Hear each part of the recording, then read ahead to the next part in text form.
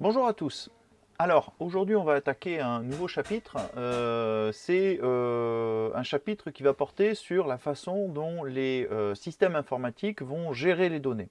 Alors, c'est quelque chose que qu'on a déjà abordé en tout début d'année quand on a fait le cours sur le langage de programmation et sur la notion de données, puisque en fait, une façon simple d'organiser les données, une façon simple d'organiser les données. Dans la réalité, ça va être là un calepin. Hein, un calepin avec les informations, un annuaire. Ce sont des choses qui commencent à disparaître, bien sûr, puisque tout ce qui est donné au format papier, bah maintenant on a les listes de courses, mais bah tiens, liste de courses. Mais c'est à peu près tout ce qu'on fait. Quand on veut aller un petit peu plus loin, en informatique, on a déjà vu les variables. Et surtout parmi les variables, quelque chose qui va être fondamental ici, ce sont les listes. Hein. Les listes, je vous rappelle en Python, ça donnait quelque chose comme ça. Liste égale Jean,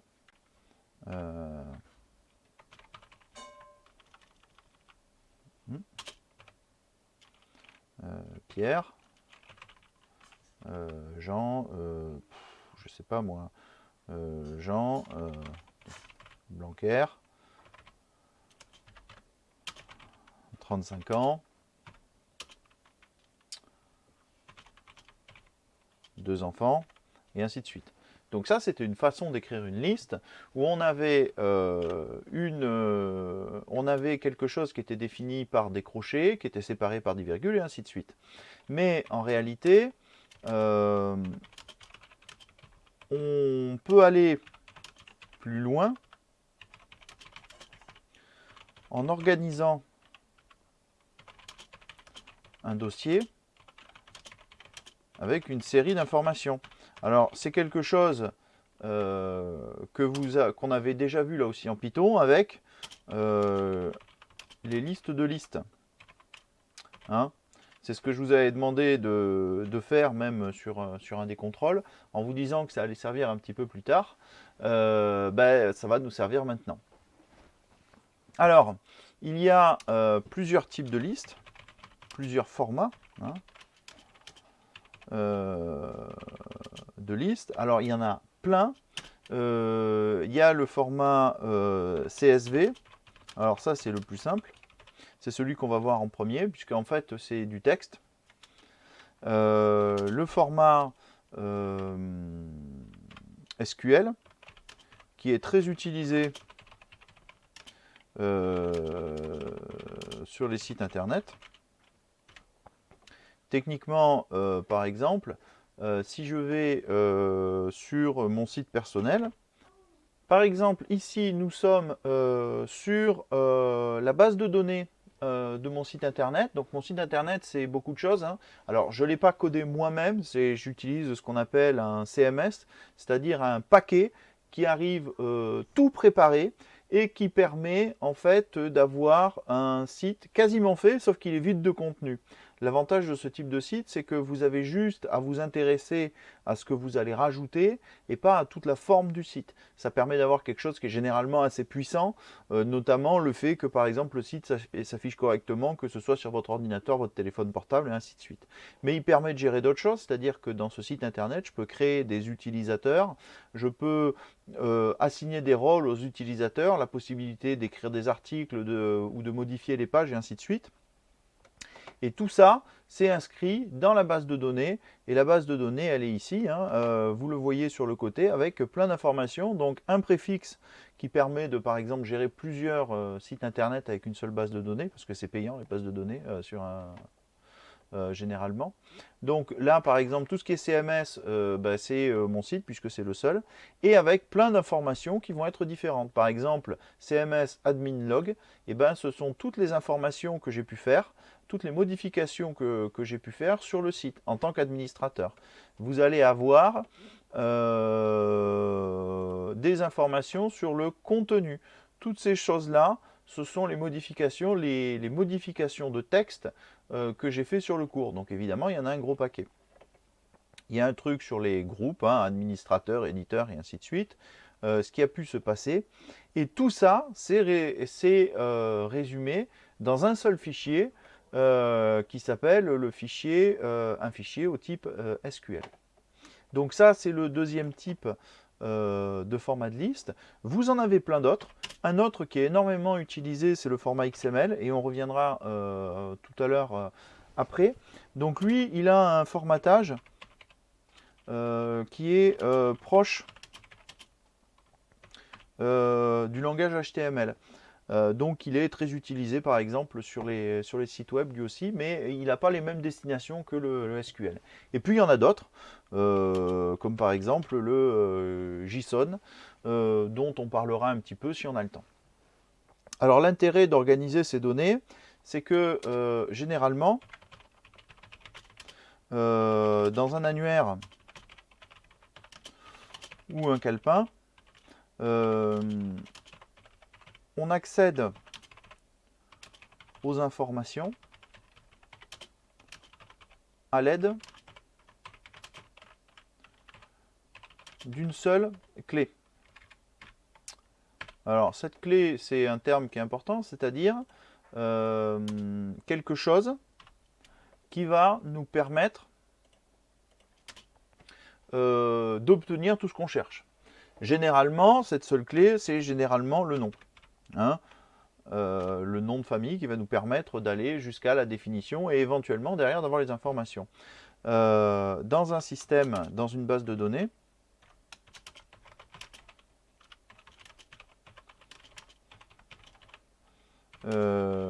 chaque champ est une clé utilisable pour réaliser une recherche. C'est-à-dire que, alors le champ, c'est ce qui est important, là c'est le mot important, c'est-à-dire une zone de données, c'est-à-dire que vous allez pouvoir faire une recherche, on peut en faire une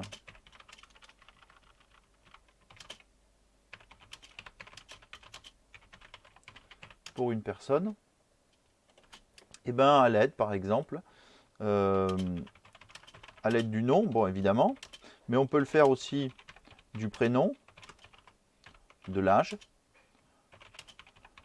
du nombre d'enfants. En fait,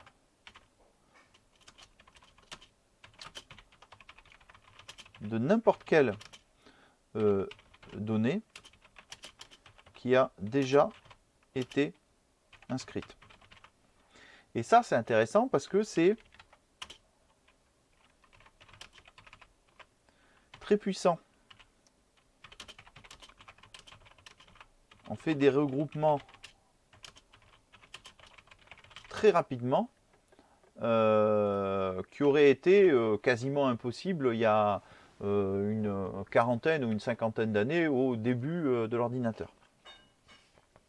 Alors ces informations, on va les voir un petit peu plus en détail, mais je vais faire un détour sur la notion d'open data. En fait, il se passe que depuis quelques années, les institutions et les organisations non gouvernementales, donc c'est ce qu'on appelle des ONG, hein, mettent à disposition des utilisateurs des informations en accès libre. Ça veut dire que vous pouvez consulter plein d'informations. Alors c'est très intéressant, il y a quelques années ça ne se faisait pas, déjà parce que les informations étaient sous forme de papier, donc c'était difficile, il fallait retranscrire ces informations sous forme informatique, et puis c'est en fait qu'il y a eu énormément de leviers, on va dire, politiques et psychologiques, qui visait à dire mais non, les informations, il ne faut pas trop les divulguer, ou alors ça ne va pas être intéressant, ou alors on va plutôt essayer de les vendre parce que comme ça on pourra monétiser ces informations.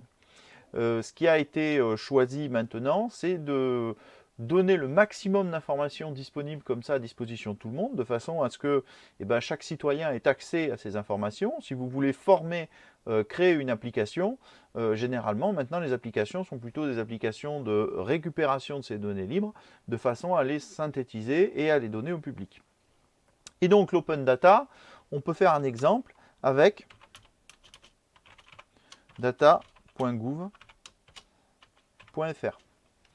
Donc si vous allez sur data.gouv.fr,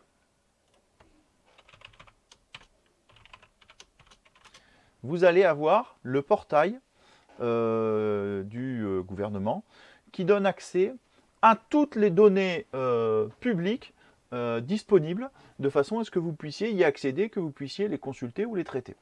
Donc il y a plein de domaines différents, éducation, recherche, formation. Donc si on va dans l'éducation,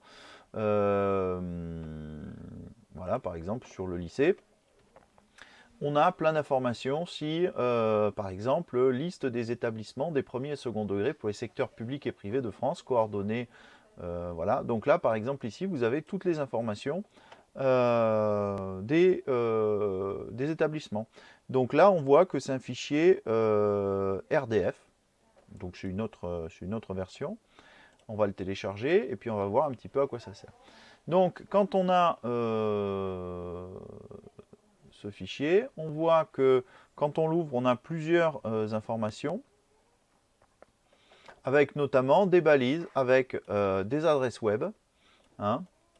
Donc voilà, avec des noms, lycée professionnel Gambetta. Alors vous voyez que ici, là, vous avez un problème. Le lycée, vous avez un A tréma avec un E. J'arrive pas à grossir, tiens, si ça va le faire, mais lentement. Ça, c'est un problème d'encodage de caractères, avec plein d'informations dessus, et notamment les sites internet. Bon, il a un peu de mal parce qu'il y a beaucoup de données, donc ça pose problème pour l'afficher. Donc notamment, on a ces informations. Voilà. Ces informations, elles sont accessibles, et maintenant, on va voir à quoi elles ressemblent, et on va commencer par le fichier CSV, avec, alors, vous cherchez, vous aussi, si vous voulez le faire, vous cherchez le terme opération coordonnée par les crosses. Alors, pourquoi? Parce que sur le portail data.gouv.fr, vous avez plusieurs types de données, sous plusieurs formats, et il y a des formats qui sont plus simples à traiter que d'autres, hein, c'est ce que je vous ai dit tout à l'heure. Nous, on va se concentrer sur les fichiers en CSV d'abord. Donc, exemple data, et chercher opération coordonnée, donc collage spécial, texte non formaté. Ah bah c'est bien. Non, je veux du corps de texte. Et ça, c'est quoi ça? 170, bon.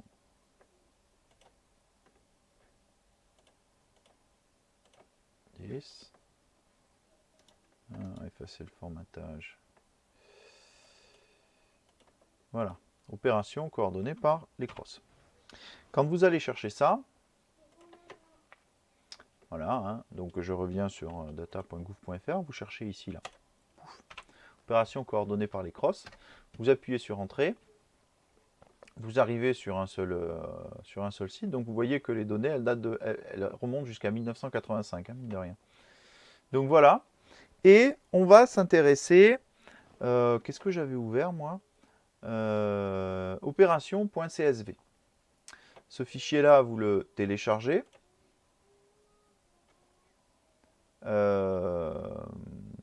Ouais, bon, j'avais mis... Donc vous le mettez à un endroit que vous voulez. Alors, je vais le mettre sur le bureau. On va voir si ce fichier est intéressant. C'est pas celui-là que j'avais choisi finalement. Donc opération.csv. Et dans un premier temps, vous allez l'ouvrir uniquement avec Notepad. Même si par défaut, il peut avoir un autre truc. Là, par exemple, vous voyez, il a une icône opération.csv. Et il a une icône qui correspond en fait à LibreOffice. Parce que j'ai assigné l'ouverture par LibreOffice. Là, je vais faire un clic droit, ouvrir avec, ouvrir. Il se moque de moi ou quoi? Un plus. Voilà. Donc opération.csv, on a plein d'informations qui vont s'ouvrir. Ce qui nous intéresse, nous, c'est la première ligne, celle-là, hein, la ligne 1, où vous voyez que vous avez des données qui sont un petit peu différentes. Alors vous ne le voyez peut-être pas parce qu'il y a plein de choses. Mais on a quoi? On a opération ID, donc l'identifiant de l'opération. En fait, on va avoir dans une base de données généralement une première clé qui est une clé unique, qui n'est pas vraiment utilisée pour aller chercher des informations. Ça peut l'être si on connaît exactement le type d'information dont on parle, mais ça va permettre de structurer la base. Alors, elle n'a pas forcément beaucoup d'importance, mais elle va toujours être présente. Ensuite, on a un truc qui s'appelle type opération, pourquoi alerte, moyen alerte, qui alerte, catégorie qui alerte, cross, donc centre régional d'opération de sauvetage et de secours, si je me souviens bien, le département et métropolitain. Alors, ce qu'on essaie hein, dans les clés de base de données, c'est d'essayer d'être transparent. Donc là, on comprend bien quel type d'opération il y a eu, pourquoi on a été alerté, quels ont été les moyens qui ont été mis en place, qui c'est qui a appelé, le département où ça se trouve, est-ce que c'est en France métropolitaine, quel type d'événement, dans quelle catégorie cet événement on va le ranger par rapport à des catégories qui ont été définies, et ainsi de suite. Et donc on voit qu'en fait on a un fichier texte qui contient différentes lignes, et chaque ligne donne des informations qui sont toutes séparées par une virgule. Et là, on va y revenir après parce que ça pose un problème en français. Mais effectivement, par défaut, toutes les valeurs sont séparées par des virgules. Alors, lu comme ça avec un éditeur de texte, c'est plutôt ingérable. Maintenant, on va faire pareil. On va l'ouvrir avec LibreOffice. Alors, par défaut, comme je ne sais pas si sur vos ordinateurs, il y a l'association avec les fichiers CSV, vous commencez par ouvrir LibreOffice. Ici, vous ouvrez un fichier calque, et une fois que le fichier calque est ouvert, vous faites fichier ouvrir. Et là, vous allez forcer l'utilisation de calque pour ouvrir votre fichier CSV. Donc vous allez sur votre bureau et vous cherchez le fichier donc opération.csv. Et ici, vous allez avoir une page d'import où il va essayer de déterminer comment est-ce qu'il fait pour lire le document. C'est-à-dire qu'il a compris que c'est du texte, qu'il va y avoir des colonnes à gérer, mais il ne sait pas qu'est-ce qui définit l'écart des colonnes. Alors il peut y avoir plein de choses qui définissent l'écart des colonnes, c'est pour ça qu'il y a plein d'informations.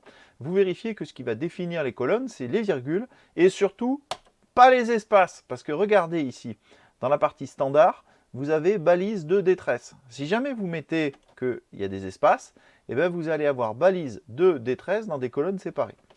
Donc, vous enlevez l'espace, vous gardez la virgule, vous appuyez sur OK. Ça va prendre un petit moment parce que là, il y a, à mon avis, beaucoup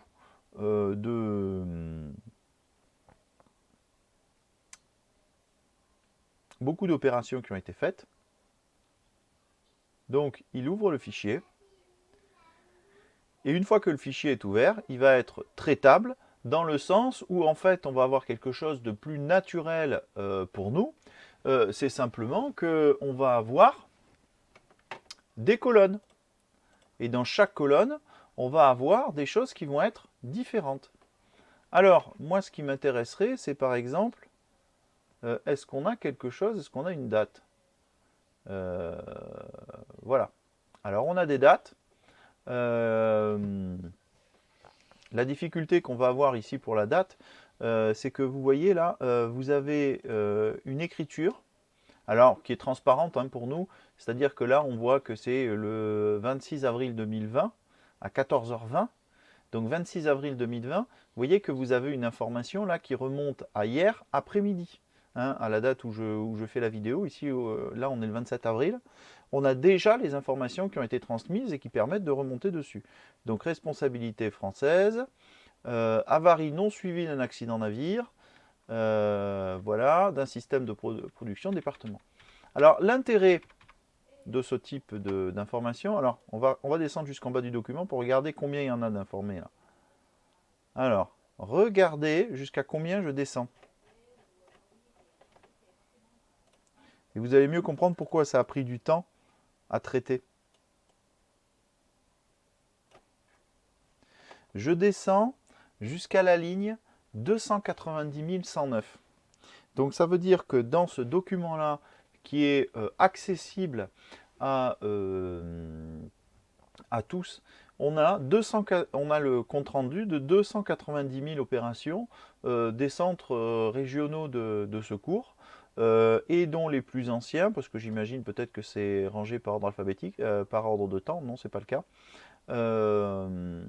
Donc qui remonte à 2009. Alors, justement, tiens, ça c'est quelque chose d'intéressant. Maintenant qu'on a un document tableur, eh ben, on va pouvoir le trier de la façon dont on veut. C'est-à-dire que là, on ne sait même pas par quel moyen c'est trié. Si on veut trier, vous sélectionnez là, vous allez dans Données, vous choisissez Trier. Alors, je pense qu'il va falloir s'armer de patience avec votre ordinateur parce que mon PC est quand même plus puissant que vos ordi région et il a du mal. Hein. Vous allez dans Options. Vous allez dans la plage, vous vérifiez que vous avez l'information, la plage contient des étiquettes de colonnes. Parce que par défaut, vous voyez, il vous dit trier, colonne A, B, C, D, E, F. Si jamais il vous dit ça, ça veut dire qu'il ne comprend pas que la première ligne a un statut différent des autres. Donc, il va essayer de la trier aussi. Vous allez dans Options, la plage contient des étiquettes de colonnes. Vous revenez dans l'étiquette de tri, et là, du coup, il y a plein de trucs. Alors, imaginons qu'on veuille les classer par date à laquelle l'information a été donnée et qu'on veuille les tracer par ordre croissant, c'est-à-dire qu'on veuille en premier la date la plus ancienne. La façon dont la date est codée permet un classement alphabétique, donc c'est pratique. Donc date et heure de réception d'alerte, et après si jamais il y a des dates et des heures, parce qu'il peut y en avoir plusieurs à la même heure, on va la tracer en deuxième par fin d'opération. Voilà.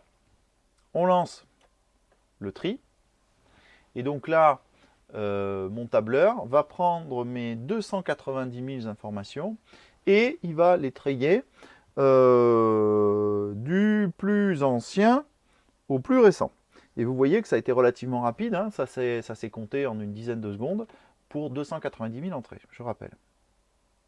Donc tout a été trié, et donc là on voit que l'ordre n'est plus du tout le même. Par contre, si on revient sur la date et l'heure, on a les premières informations qui remontent à 1984, hein, donc le 16 août 1984 à 16h30. Et donc le 16 août 1984 à 16h30, à Agde, donc... Hein, donc là, on a les informations sur le vent et la force. Alors, je ne sais plus, mais en fort, un vent 6, ça doit quand même pas être mal. Plage est 300 mètres. Ça veut dire que là, ce qui s'est passé, c'est très probablement un maître nageur qui a dû intervenir. Alors, 300 mètres, c'est la distance à laquelle vous avez les bouées à la plage. Hein. Au-delà, c'est plus du ressort de la surveillance du maître nageur. Même s'il doit intervenir si jamais il voit quelqu'un en difficulté. Donc, autre affaire nécessitant, autre événement. Donc, la définition n'est pas la même. Mais là, typiquement, organisme ou personne privée. SNSM, c'est la Société nationale de sauvetage en mer. Donc, voilà, c'est très probablement une personne qui était en détresse, qui, événement reconnu, qui a manqué de se noyer. Et on est allé la chercher. Donc, voilà. On peut tout à fait ranger le même graphique par autre chose. Si on veut trier, par exemple, on va trier par département. Hop. Et la deuxième clé, ça va être département, là aussi. Et date, fin, heure, opération par ordre croissant. Voilà. Donc si on fait ça, on va regardez, et donc le département, là ça va apparaître par ordre alphabétique, donc les Alpes-Maritimes, et bon alors si on n'a pas envie, on peut aussi faire une recherche. Alors pour faire une recherche, on fait CTRL F, pardon, on va aller en bas, et on va taper héros. Et on va voir s'il trouve quelque chose ou pas. Voilà. Donc une fois qu'on a tapé héros, on arrive sur la première information. Alors comme on les avait rangés historiquement par ordre de temps, on a ici normalement une information la plus ancienne concernant l'Hérault, donc qui remonte au 2 janvier 1985, avec un téléphonataire qui a signalé une inquiétude, on ne sait pas trop. Voilà. Donc, ce que je vais vous demander de faire, ça va être de récupérer ce fichier. Travail de la semaine.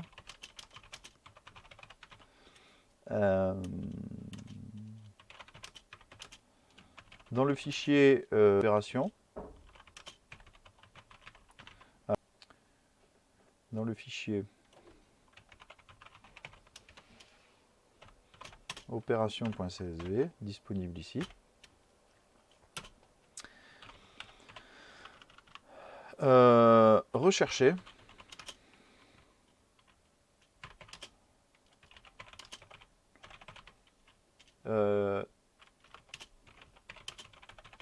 La plus ancienne opération recensée dans le Gard et me l'indiquer. Alors pourquoi je vous demande la plus ancienne opération? C'est parce que si je vous donne une date précise, vous allez pouvoir utiliser la fonction CTRL H. Là, il va falloir d'abord organiser votre fichier. Pourquoi je donne la plus ancienne? C'est parce que si je demande la plus récente, il est tout à fait possible que vous téléchargiez, vous avez vu, hein, les fichiers sont mis à jour en direct, donc il est tout à fait possible que vous téléchargiez un fichier avec une version plus récente et donc un événement plus récent que ce que moi j'aurai. En prenant le plus ancien, je suis sûr que ça ne va pas changer. Et donc me l'indiquer par mail ou alors m'en indiquer la date. Je pense que je vais faire ça sous la forme d'un QCM. Ce sera directement sur Pronote, ce sera plus simple. Donc elle m'en indique la date telle qu'écrite dans le champ date, heure, réception, alerte. Voilà. Dans le champ date, réception, alerte. Voilà. Bon. Il y a d'autres données qui sont disponibles et on va voir les données qui sont disponibles pour la ville de Montpellier parce que sur la ville de Montpellier, on a d'autres informations. Vous allez dans pour chercher, c'est pas difficile, hein, vous faites Open Data Montpellier. Vous allez directement dans data.montpellier 3M. La première truc, enfin en tout cas par Google, vous voyez que c'est une pub, hein, donc vous cliquez surtout pas dessus. Voilà. Et vous allez chercher les informations qui vous intéressent. Vous avez plein de choses. Et moi, ce qui m'intéresse, c'est le Vélomag. Donc les... alors je pense que ça doit s'écrire comme ça. Voilà, les Vélomag, ce sont les vélos à disposition à Montpellier. Et l'avantage, c'est que vous avez la liste des informations et des places disponibles. Alors imaginez ces choses-là. Alors par contre, effectivement, là, ce coup-ci, c'est le fichier, le format XML. Voilà, pouf. Hein. Donc, forcément, il va falloir me chercher des informations. Et notamment, hein, vous voyez, donc ça, ce sont toutes les places. Et donc, vous allez m'indiquer vous allez m'indiquer des coordonnées. Voilà, donc hop.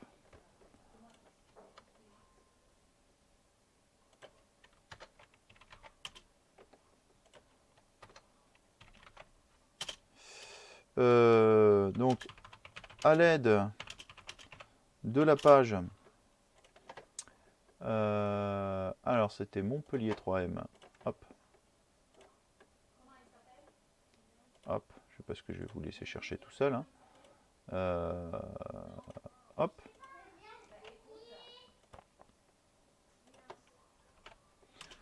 Rechercher le fichier XML récapitulant les disponibilités des bornes de Vélomag. Et à l'intérieur, on retrouvait les coordonnées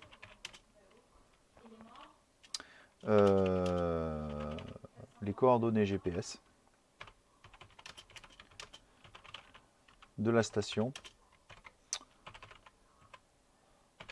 Odysseum. Voilà.